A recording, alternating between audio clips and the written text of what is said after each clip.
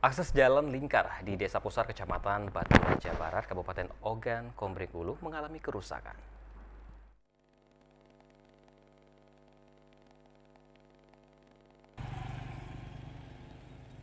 Hampir setengah lebar jalan terbis tergerus aliran Sungai Ogan. Panjang kerusakan sekitar 500 meter.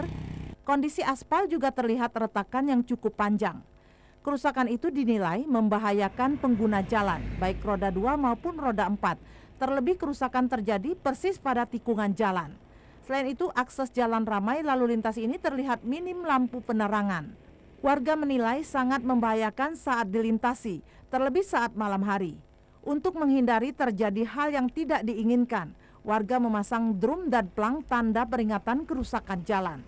Sayangnya, plang peringatan itu nyaris tidak terlihat karena tertutup tanaman liar. Ya, harapan saya kalau dari pihak terkait kalau bisa ya diperbaiki jalan ini, apalagi di belakang itu kan ada longsor itu. Ya harus diperbaiki dan segera, kalau di sini kan harapan kita sebagai warga di sini bisa diperbaiki secepatnya.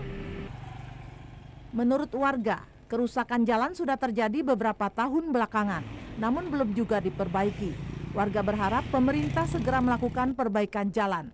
Retno Wirawijaya, TVRI Sumatera Selatan melaporkan dari Ogan Komering Ulu.